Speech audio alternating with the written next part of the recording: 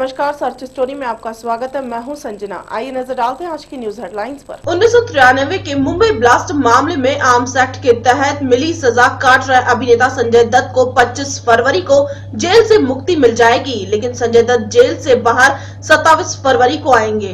Odd even पर सवाल उठाते हुए दिल्ली हाई कोर्ट ने केजरीवाल सरकार से पूछा कि प्रदूषण के स्तर पर कितनी गिरावट आई है। अदालत ने कहा कि 2 दिनों के अंदर यह बताया जाए कि प्रदूषण कितना कम हुआ है।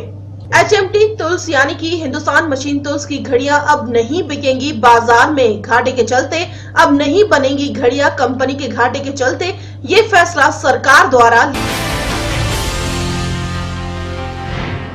मऊ जिले के निरीक्षण भवन में उत्तर प्रदेश सरकार के दर्जा प्राप्त मंत्री व कृषि अनुसंधान परिषद के चेयरमैन हनुमान प्रसाद सिंह ने प्रेस वार्ता में कहा कि मोदी देश के लिए अशुभ है।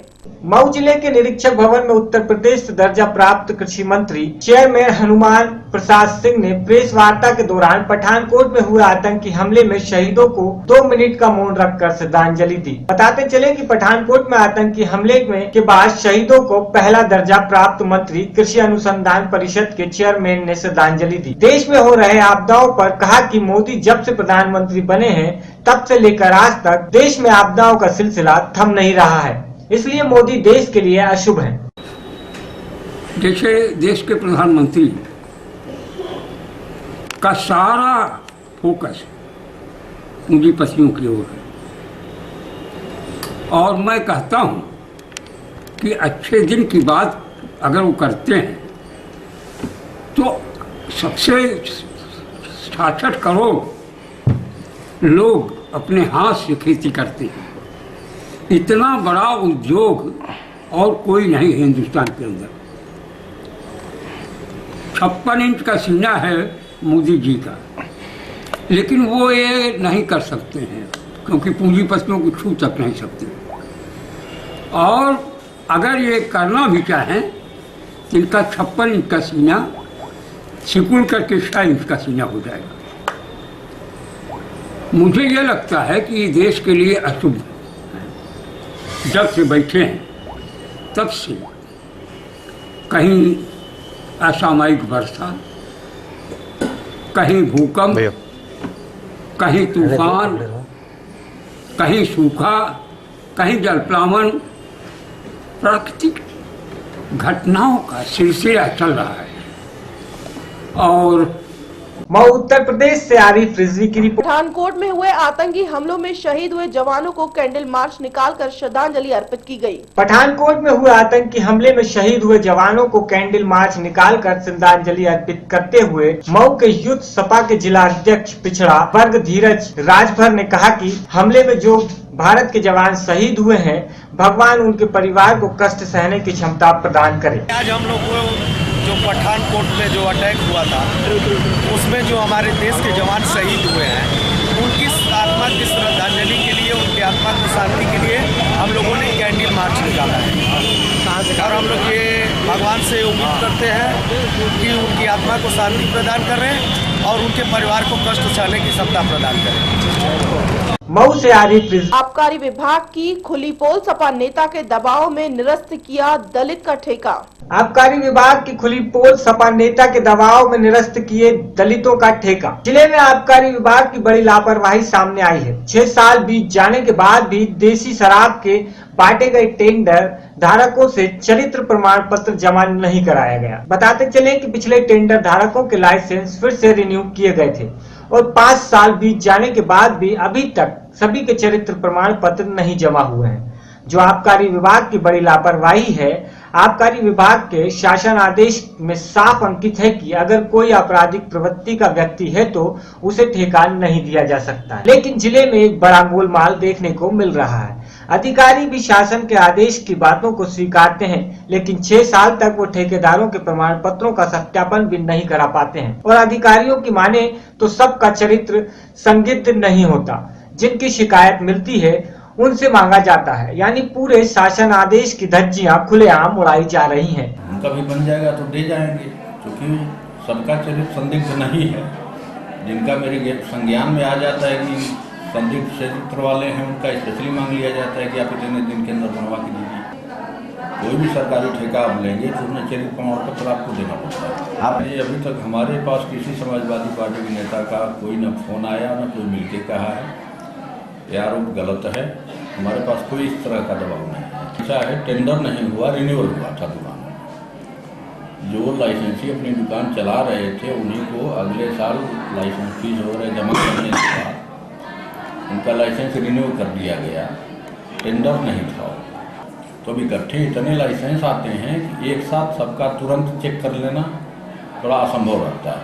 पूरा मामला यह है कि मेरे नाम से एक देसी शराब की दुकान है दोहरी घाट में, और वहाँ दबिश डलवा करके फर्जी, होली का दिन था, छुट्टी थी, डीएम के आदेश से छुट्टी थी, जबकि उस दिन रेट का कोई सवाल ही नहीं उठता था। रेट डलवा करके गलत तरीके से मेरे ऊपर तमाम फर्जी मुकदमे लगवा दिए गए, और जो है मुझे मेरी दुकान को बंद करा दी गई। मेरी दुकान खुल गई, फिर खुलने के बाद 10 महीना चली। 10 महीने के बाद करेक्टर रोल के नाम पे 6 महीना से सस्पेंड कर दिया गया, जबकि पूरे मऊ जनपद में किसी का जो है करेक्टर रोल के नाम पे सस्पेंड दुकान नहीं की गई है। बहुत सारे लोग ऐसे हैं कि जो करेक्टर रोल जमा ही नहीं किए हैं। ऐसा वो राजनीतिक दबाव में है। सुधाकर सिंह है और इनके समाजवादी पार्टी के जो बड़े नेता हैं उनके दबाव में अधिकारी काम कर रहे हैं और मुझे प्रताड़ित कर रहे हैं दलित होने के नाते। मऊ उत्तर प्रदेश से आरिफ रिजवी। पठानकोट आतंकी हमले में शहीद हुए पंजाब के 2 शहीदों के परिवारों को पंजाब के मुख्यमंत्री प्रकाश सिंह बादल ने 25-25 लाख रुपए की सहायता राशि और परिवार के एक मेंबर को सरकारी नौकरी देने का ऐलान किया है। पठानकोट में आतंकी हमले में शहीद हुए पंजाब के 2 शहीद के परिवारों को पंजाब के मुख्यमंत्री प्रकाश सिंह बादल ने 25-25 लाख रुपए की सहायता राशि और परिवार के एक मेंबर को सरकारी नौकरी देने का ऐलान किया है। वहीं मुख्यमंत्री पंजाब ने केंद्र सरकार से अपील की है कि जल्द पूरी सरहद पर चौकसी बढ़ाई जाए और जो भी कमजोरियां हैं उसे दूर किया जाए। वहीं भाजपा नेता और संसदीय सचिव नवजोत कौर सिद्धू के आप पार्टी में जाने के कसाई के बारे में पूछे गए सवाल के जवाब में पंजाब के मुख्यमंत्री का कहना था कि वह किसी भी पार्टी में जाएं, वह उनका फैसला है। वहीं उन्होंने यह भी कहा कि वह उनकी बेटी जैसी है और वह नवजोत कौर सिद्धू के खिलाफ कोई टिप्पणी नहीं करेंगे। और तुसी भी चंगी तरह जानते हो कादियां असैम्बली हल्का जी का नाम है। 3 दिनों का प्रोग्राम असी रखा कि 3 दिनों में सारे ही पंचायतां या उतों के होर नौजवान मुख सेवादार बनने का मौका मिलता है। तो मैं सब तो ज्यादा जे जोर देना या टाइम लाना तो संगत दर्शन वास्ते लाना, क्योंकि ये ਉਹਦੇ ਤੇ ਲੋਕਾਂ ਨੂੰ ਕੋਈ ਤਰੱਦਦ ਨਾ ਕਰਨਾ ਪਏ, ਕੋਈ ਖਰਚ ਨਾ ਕਰਨਾ ਪਏ, ਕਿਸੇ ਦਫ਼ਤਰ ਨਾ ਜਾਣਾ ਪਏ, ਕਿਸੇ ਅਫਸਰ ਨੂੰ ਨਾ ਮਿਲਣਾ ਪਏ। ਇਹਦਾ ਵੀ ਬਹੁਤ ਵੱਡਾ ਸਿਆਸੀ ਮਕਸਦ ਲਈ ਨਹੀਂ ਆਏ। ਵਜੇ ਦੁਪਹਿਰ ਤੋਂ ਬਾਅਦ ਅਸੀਂ ਇਹ ਜੇ 2 ਪ੍ਰੋਗਰਾਮ ਹੋਰ ਜਿੱਥੇ 15-20 ਪਿੰਡ ਆਉਣੇ ਆ। ਇਸ ਲਈ ਮੈਂ ਅਗਲਾ ਕੰਮ ਜਿਹੜਾ ਹੈ ਕਿ ਕਿਸ ਪਿੰਡ ਨੂੰ ਕਿਸ ਸ਼ਹਿਰ ਨੂੰ ਕੀ ਕੁਝ ਦੇ ਸੇਖਵਾ ਸਾਹਿਬ ਜ਼ਿਆਦਾ ਸਮਝਦੇ। इस करके इन्होंने मैं ड्यूटी ला दिना मेरे वालों कि हर एक पंचायत या शहर के लोगों को जो लोड़ा हैं उन्होंने डिस्कस करके सब थोड़े जुम्मे लाने ते पैसे पूसे का थोड़ा दिते है जिन्ने तुहानू चाहिए है तो फैसला तुसी कर लो। बस इन्ना कि मैं कि इजाजत मंगदा, मैं आराम नाल जिन्ना चिर काम नहीं मुकदा धुप सेकदा ते सेखवान साहब ये काम कर लेंगे। वाहिगुरू जी का खालसा वाहिगुरू जी। एक ते जेड़े किसी वजह करके रह गए उन्होंने भी बेनती है भी वो भी गाड़ी आ जाए। पठानकोट से अवतार सिंह की। आरटीआई एक्ट 2005 के तहत देश के हर नागरिक का अधिकार है कि वह इस द्वारा दफ्तरों में हो रहे कामों की जानकारी रिश्वतखोरी को खत्म करने में मददगार साबित हो रहा है।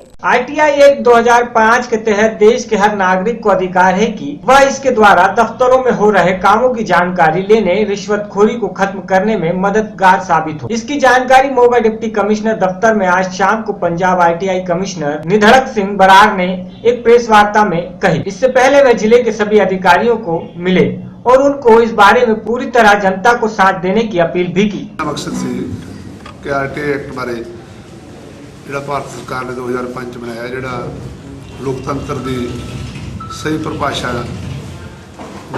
ਕਰਦਾ ਕਿ ਲੋਕਾਂ ਦੁਆਰਾ ਚੁਣੀ ਗਈ ਲੋਕਾਂ ਵਾਸਤੇ ਸਰਕਾਰ ਕਿਸ ਕਿਸਮ ਦਾ ਐਕਸ਼ਨ ਕਰਦੀ ਹੈ, ਉਹਦੇ ਅਫੀਸਰਸ, ਉਹਦੇ ਚੁਣੇ ਹੋਏ ਨੁਮਾਇੰਦੇ, ਉਹਨਾਂ ਦੀ ਜਾਣਕਾਰੀ ਲੈਣ ਵਾਸਤੇ ਬਣਾਇਆ ਤਾਂ ਕਿ ਪਾਰਦਰਸ਼ਤਾ ਬਣੀ ਜਾਏ, ਕਰਪਸ਼ਨ ਰਹਿਤ ਹੋ ਜਾਏ, ਉਹਨਾਂ ਦੀ ਸ਼ਮੂਲੀਅਤ ਹੋ ਜਾਏ। ਉਹਦੇ ਵਾਸਤੇ ਬਹੁਤ ਸਾਰੇ ਮਹਿਸੂਸ ਅਸੀਂ ਕਰਦੇ ਸੀ ਕਿ ਜਿਹੜੇ ਵੀ ਮਹਿਕਮਿਆਂ ਦੇ PIO ਨੇ ਉਹਨਾਂ ਨੂੰ ਬਹੁਤ ਸਾਰੀ ਜਾਣਕਾਰੀ ਨਹੀਂ ਹੈ ਲੋਕਾਂ ਨੂੰ, ਇਸ ਕਰਕੇ ਕਮਿਸ਼ਨ ਦੇ ਕੋਲੇ ਜਾਣਾ ਪੈਂਦਾ। ਇਸ ਕਰਕੇ ਅੱਜ ਦੀ ਵਰਕਸ਼ਾਪ ਰੱਖੀ ਸੀ। ਡਿਪਟੀ ਕਮਿਸ਼ਨਰ ਸਾਹਿਬ ਨੇ ਸਾਰੇ PIO, assistant PIO, first appeal authorities ਉਹਨਾਂ ਨੂੰ ਬੁਲਾਇਆ ਸੀ। ਅਸੀਂ ਵੀ ਦੱਸਿਆ ਜਿਹੜੇ RTI ਐਕਸਪਰਟ ਨੇ ਉਹਨਾਂ ਨੂੰ ਬੁਲਾ ਕੇ ਵੀ ਮੁੰਡੇ ਤੋਂ, ਫਿਰੋਜ਼ਪੁਰ ਤੋਂ, ਆਪਣੇ ਮੋਗੇ ਤੋਂ ਉਹਨਾਂ ਨੂੰ ਜਾਣਕਾਰੀ ਦਵਾਈ ਹੈ ਕਿ ਆਹ ਜਾਣਕਾਰੀ ਇਸ ਢੰਗ ਨਾਲ ਦੇਣੀ ਹੈ ਤਾਂ ਕਿ ਜਿਹੜਾ ਇੱਕ ਹੋਵਾ ਬਣਿਆ ਹੋਇਆ ਕਮਿਸ਼ਨ ਦਾ ਵੀ ਉਹ ਤੋਂ ਭੈਭੀਤ ਹੋਣ ਦੀ ਲੋੜ ਨਹੀਂ। ਤੁਸੀਂ ਜਿਹੜੀ ਜਾਣਕਾਰੀ ਤੁਹਾਡੇ ਕੋਲ ਹੈ ਨਾ ਉਹ ਜਨਰੇਟ ਕਰਨੀ ਹੈ, ਨਾ ਉਹ ਟ੍ਰਾਂਸਫਰ ਕਰਨੀ ਕਿਤੋਂ, ਤੁਸੀਂ ਉਹ ਦੇ ਦੇਣੀ ਹੈ ਤਾਂ ਕਿ ਜ਼ਰੂਰੀ ਨਹੀਂ ਕਿ ਉਹਦੇ ਲਈ 30 ਦਿਨ ਵੇਟ ਕਰਨੀ ਹੈ ਉਹ ਜਾਣਕਾਰੀ ਦੇਣ ਲਈ। ਜਿਹੜੀ ਜਾਣਕਾਰੀ ਜਿੰਨੀ ਛੇਤੀ ਦਿੱਤੀ ਜਾ ਸਕਦੀ ਹੈ ਉਨੀ ਛੇਤੀ ਦੇਣੀ। ਬਹੁਤ ਸਾਰੀਆਂ ਜਿਹੜੀਆਂ ਗੱਲਾਂ ਨਹੀਂ ਸੀ ਪਤਾ ਉਹਦੇ ਸਵਾਲ ਜਵਾਬ ਹੋ ਗਏ, ਉਹਨਾਂ ਨੂੰ ਪਤਾ ਲੱਗ ਗਿਆ। ਮੈਂ ਸਮਝਦਾ ਕਿ ਅੱਜ ਦੀ ਮੀਟਿੰਗ ਤੋਂ ਮਗਰੋਂ ਇੱਥੋਂ ਬਹੁਤ ਘੱਟ ਅਰਜ਼ੀਆਂ ਕਮਿਸ਼ਨ ਕੋਲੇ ਜਾਣਗੀਆਂ। ਜਿੰਨੀਆਂ ਘੱਟ ਅਰਜ਼ੀਆਂ ਕਮਿਸ਼ਨ ਕੋਲੇ ਜਾਣਗੀਆਂ ਉਹਨੇ ਹੀ ਸਮਝਾਂਗੇ ਕਿ RTI ਦੀ ਫੰਕਸ਼ਨਿੰਗ ਜਿਹੜੀ ਬਿਲਕੁਲ ਠੀਕ ਚੱਲ ਰਹੀ ਹੈ। ਜਿਹੜੀਆਂ ਮੰਗੀਆਂ ਗਈਆਂ ਜਾਣਕਾਰੀਆਂ ਹੋਰ ਵੀ ਸਿਖਾਲੀਆਂ ਮੈਡਮ, ਉਹਨਾਂ ਨਾਲ ਕੀ ਪ੍ਰਬੰਧ? ਅੱਜ ਤੱਕ ਕਮਿਸ਼ਨ ਕੋਲੇ ਜਦੋਂ ਦਾ ਪੰਜਾਬ ਕਮਿਸ਼ਨਰ ਬਣਿਆ, ਪਹਿਲੀ ਸਭ ਤੋਂ ਖੁਸ਼ੀ ਦੀ ਗੱਲ ਹੈ ਕਿ ਪੰਜਾਬ ਸਰਕਾਰ ਦੇ ਯਤਨ ਸਦਕਾ ਹਰੇਕ ਸਟੇਟ ਦਾ ਸਿਸਟਮ ਇਹੀ ਹੈ ਕਿ 10 ਕਮਿਸ਼ਨਰ ਹੁੰਦੇ ਨੇ, ਇੱਕ ਚੀਫ ਕਮਿਸ਼ਨਰ, ਲੇਕਿਨ ਪੂਰੇ ਹਿੰਦੁਸਤਾਨ ਪੰਜਾਬ ਦਾ ਕੋਰਮ ਹੀ ਪੂਰਾ ਜਿੱਥੇ 10 ਕਮਿਸ਼ਨਰ ਤੇ ਚੀਫ ਕਮਿਸ਼ਨਰ ਹੈ। ਬਾਕੀ ਕਿਤੇ 3 ਨੇ, 4 ਨੇ, 5 ਨੇ, 6 ਮਹੀਨੇ ਦੀ, 7 ਮਹੀਨੇ ਦੀ ਤਰੀਕ ਪੈ ਰਹੀ ਹੈ। ਲੇਕਿਨ ਸਾਡੇ ਕੋਲੇ 49,657 ਕੇਸ ਹੁਣ ਤੱਕ ਆਏ ਨੇ, ਜਿਨ੍ਹਾਂ 'ਚੋਂ 47,282 ਕੇਸ ਡਿਸਪੋਜ਼ ਹੋ ਚੁੱਕੇ ਨੇ, 2375 ਕੇਸ ਚੱਲ ਰਹੇ ਨੇ। ਇਸ ਕਰਕੇ ਸਭ ਤੋਂ ਚੰਗੀ ਫੰਕਸ਼ਨ ਪੰਜਾਬ ਇਨਫੋਰਮੇਸ਼ਨ ਕਮਿਸ਼ਨ ਦੀ ਉਹ ਇਸ ਕਰਕੇ ਪੰਜਾਬ ਸਰਕਾਰ ਨੇ ਪੂਰੇ ਕਮਿਸ਼ਨਰ ਲਾਏ ਨੇ। ਲੇਕਿਨ ਸਾਡਾ ਜਿਹੜਾ ਯਤਨ ਇਹ ਹੈ ਕਿ ਜਿੰਨੀ ਘੱਟ ਅਰਜ਼ੀ ਹੈ ਕਮਿਸ਼ਨ ਕੋਲੇ ਜਾਏਗੀ ਉਨੀ फंक्शन ठीक मानी जाऊगी, आस रखते हैं। पठानकोट एयरफोर्स स्टेशन में सभी आतंकियों के साथ मुकाबले में एसपी हेडक्वार्टर सलविंदर सिंह ने बड़ा खुलासा किया है। आज जीपीआरएस था, उनके पास जीपीआरएस था। हाँ, आपने देखा वो जीपीआरएस बात कर रहे थे, जीपीआर की वजह से बात की थी। सर क्या क्या बात की थी? जो भी मेरा जो समय था बहुत कम था जो मैं बाजू करने के लिए बंद कर दिया। बंद करके मुझे काफी दूर जाके जहाँ जगह थी उधर उन्होंने फेंक दिया और मेरे को और मेरे वो जो है जो कुक है उसको बांध के कहाँ झाड़ियों में हमें धक्का दे दिया। एक बात कैसे पता नहीं है, हो सकता है वो रास्ता जानते हो रैप करके पहले जो भी है, लेकिन हमसे नहीं पूछा। वो दोनों मेरे और मेरे कुक को बांध कर वो उधर धकेल दिया था। हमला तो बाद में किया, जब उनको पता चला कि ये एसपी है या डीएसपी है, फिर उन्होंने बोला जी आप राजेश को भी ये तूने धोखा किया हमसे, तेरे को इंजाम इसका भुगतना पड़ेगा। अगर ये पहले उसको पता चलता मेरा तो उन्होंने उधर ही मार कर जाना था। तो राजेश के इसके बाद में चाकू उन्होंने मारा? हाँ, बाद में मारा उन्होंने। और आपको वापस ढूंढने भी आए थे फिर? हाँ, ढूंढने भी आए थे मुझे। मैंने काफी देर उधर रुका और उसके बाद मैंने बाजू अपनी जो है पीछे रख कर बांधी हुई थी, मेरी आंखों में पट्टी बांधी हुई थी, मुंह मेरा बिल्कुल बंद था और थोड़ी देर काफी देर मतलब होगी थी। उसके बाद मैं ट्राई किया, कोशिश की कि अगर बाजू कहीं ना कहीं मेरा खुल जाए। फिर मैं थोड़ा सा कोशिश करने का देखा कि ये खोल के अगर कोई आदमी होगा इधर तो वो मुझे आवाज जरूर लगा। वो नया साल 31 दिसंबर था, वीरवार का दिन था। मैं अपने साथ दोस्त के साथ राजेश वर्मा के साथ चला गया। वो तो मत्था टेक जब मैं वापस आया, मैंने कहा शॉर्ट रास्ता है इधर से वाया तारागढ़। जब उधर से गया, नाम मुझे पता था उस रास्ते का नाम, मैं तो पहली बार उधर गया था। जब रास्ते से जब कोने मोड़ से हम पहुंचे, राजेश वर्मा गाड़ी चला रहा था। जब राजेश वर्मा गाड़ी उन्होंने एकदम ही रोकी, हमारी गाड़ी उन्होंने सोचा शायद नाकेला राजेश ने, तो एकदम ही जब आए तो उन्होंने बोला लाइट बंद करो, लाइट बंद करो। जब लाइट बंद कर दी तो हमारे उसी वक्त ही मुझे धकेल के मेरे को मेरे वो उसको राजेश को पीछे फेंक दिया। गाड़ी खुद चलाने लगे। पिछली सीट पर या डिक्की? हमें तो सेंट्राइज सीट में फेंक दिया और उसको पीछे डिक्की में ले गए। तो जो मेरा दूसरा था वो इधर नहीं। फिर क्या हुआ? उसके बाद ले गए, हमें नीचे पता नहीं चला कि क्या कहाँ जाना का। मुझे आंखें उन्होंने बंद कर दी, उन्होंने मेरी आंखें बंद करने के बाद मुझे पता नहीं चला अभी कहाँ ले गए, कैसे ले गए। भाई मेरा ख्याल है भाई आधा पौना घंटा मेरा ख्याल है मेरे साथ उधर लेके गए मुझे। और लेने के बाद मुझे जब सुबह होगी, जब काफ़ी टाइम हो गया, फिर मैंने ट्राई की ये जैकेट से वो कि ये कहीं ना कोई ट्राई करूं खोलने के लिए। फिर माड़ी सी मैंने खोलने की ट्राई की और खोलने के बाद देखा भी थोड़ा सा मैं जो जैकेट थी वो थोड़ी लूज हुई है। उसके बाद जब लूज हुई तो मैंने फिर देखा कि कहीं कोई पत्ता तो नहीं हिल रहा है, कहीं कोई आदमी तो नहीं इन्हों का इधर बैठा हुआ है, जो होगा तो वो मुझसे वो अपने वाई लगाएगा। उसके जब आवाज़ कोई ना आई, दो बार मैंने ऐसे किया। फिर मैंने जो थोड़ा सा मतलब दिल किया तगड़ा और उसके बाद मैंने जैकेट खोलने के बाद फिर उसको अपनी आंखें खोली, पट्टी जो मेरी बांधी हुई थी मुंह के और अब मेरे साथ जो कुक है उसकी पट्टी खोली। उसके फटाफट हम उधर से भागने लगे। जब भागने लगे उधर से एक छोटी ट्रेन है उससे मैंने पार हुआ।